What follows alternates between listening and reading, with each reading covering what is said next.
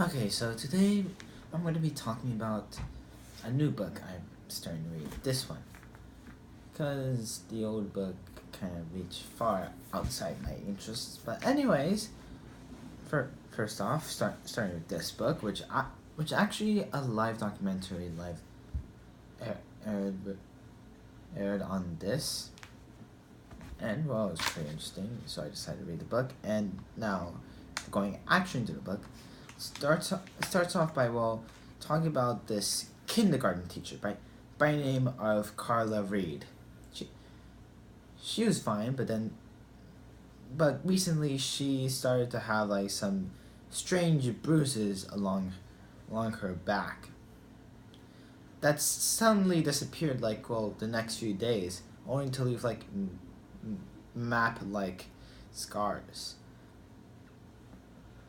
Also, she felt a tumor. She felt like a swollen piece of mass developed somewhere on her body. And also her gums were white and bleeding, and she had a lot of headaches. At first, the doctors thought it was a migraine and gave her aspirin, but that unfortunately made the bleeding worse. So she decided to have a blood test. And the blood didn't look like blood at all. It was too liquidy to be blood, and the color was far from blood, like more white. When the blood test came back, she was diagnosed with leukemia, cancer of the blood.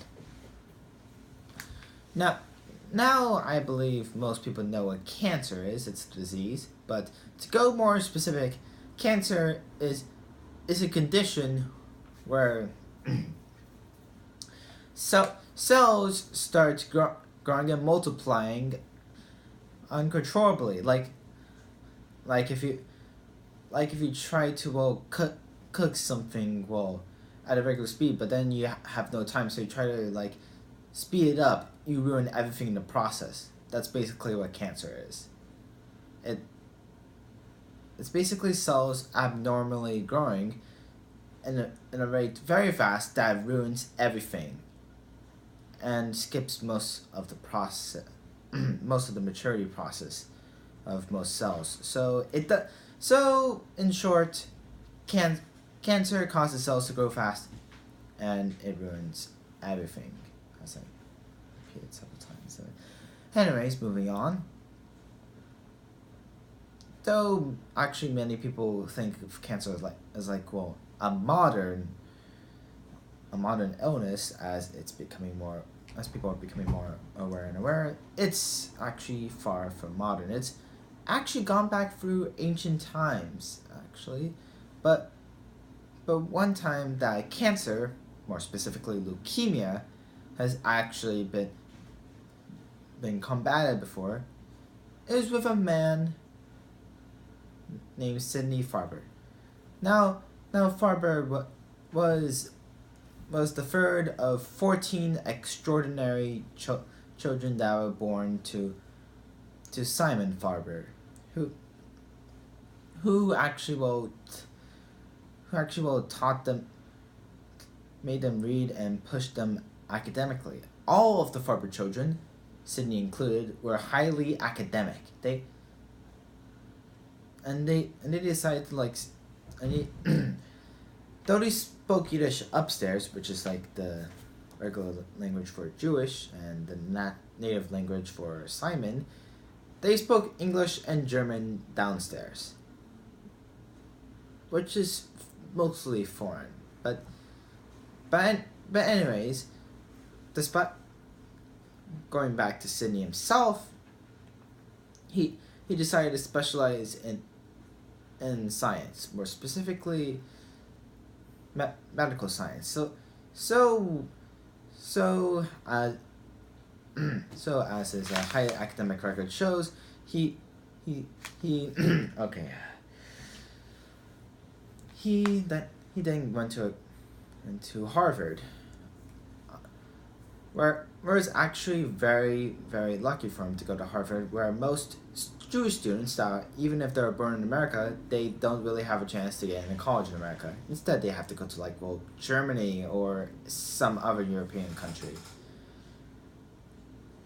But luckily for us, Farber was lucky, got to Harvard, and he was quite arrogant.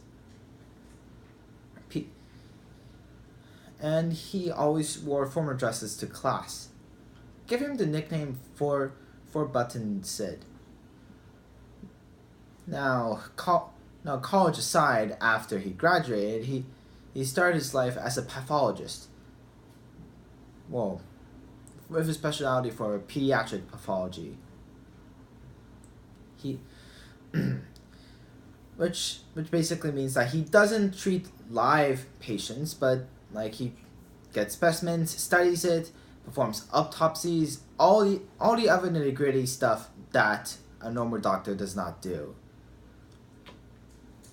But he wanted to help and treat patients, unlike his current job.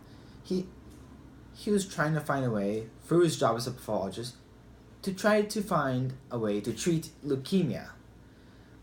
Because as the book describes, he has a hunger to treat patients and cure them. And he decided to buy a specific chemical known as Similfia something. I forgot his name, but anyways, luckily for him, he bought it during a time where medical where it was a great revolution in the medical world, like drugs like penicillin and all the other medications known as antibiotics started rising and curing people by the thousands. A lot of hospitals were erected and many patients went there to be treated and come out cured the same few weeks later. And people at the time were thinking and dreaming in their heads that they can have a cured world, a disease-free world, where no one gets sick and all that stuff, which is unfortunately impossible. Let me figure out nowadays, but anyways, the only thing that stands in their disease-free world is cancer. And the type of cancer we're talking about right now is childhood leukemia, which actually is pretty common among children, and as the book describes, it swiftly kills them off because the children are defenseless in that age. Their immune systems don't really know how to fight back against leukemia. More so regulate it. So therefore they eventually die within a month.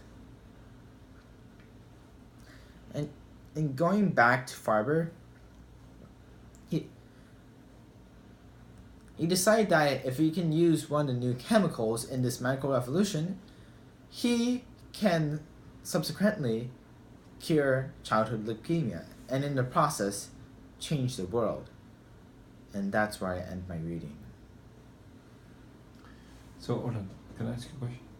Okay, hold on. So, he found one, I understood that he found one chemical element, you said that he bought? Oh, so the name is drug. One drug, okay. What did you try the drug already on children with leukemia? So far as the book states, he hasn't tried it yet. So why is this drug he was so happy to get him? Why these specific drugs? Do you remember? Because he's going to be testing it on blood samples that have leukemia, and if it washes away all of the leukemia cells, it means that the drug is successful. Okay.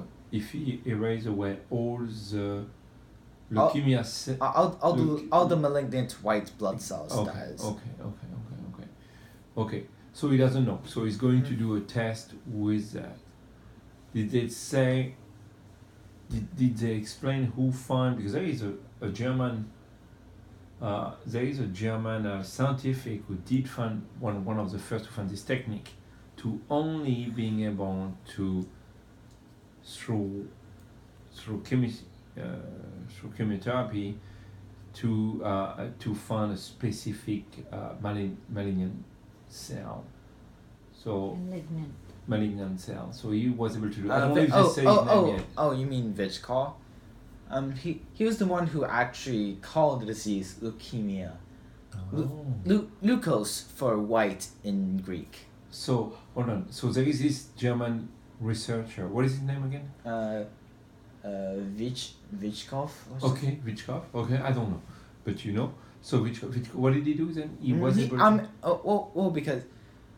Because another scientist discovered leukemia, but he thought it was the formation of true pus, and pus is actually different from leukemia, pus as in the thing that forms when you have a boil or so, etc. Okay. Because the blood turned white, so he was thinking that it's pus, but Virchow said that it isn't pus, it's still blood. It's just white. It's just white now because as we examine through the microscope, there are more white blood cells than red blood cells, so therefore there's not enough oxygen inside the blood. Oh, okay. So, hold on. That's very good. What you're saying is that is it pus or not? It's not pus. You say because there is not enough oxygen inside the blood. Is that what you're saying? Mm-hmm. Yes. Okay. Because there is too many white cells that keep developing each other. Is that right? Yes, and it overcrowds it. Oh. Okay. Basically, in exchange of less oxygen, they have an overrated security system. Oh, in exchange. Okay. Actually, I shouldn't say overrated security system. Well, I mean over fortified because those white blood cells aren't fully matured, so they probably don't have the same properties as regular white blood cells. Therefore, more the loss. Okay. So therefore, can you repeat the last thing? Therefore, what? More the loss for the patient with leukemia. More the loss. What that means? More to lose. Yeah. Oh, okay. I got it. Okay. So that's Virchow who did that. Okay. Mm-hmm. So, Farber found this solution, this chemical element from Virchow. He found it from where? Do you know how did he find it? Do you remember that? Okay. Well, otherwise it's very good. Thank you.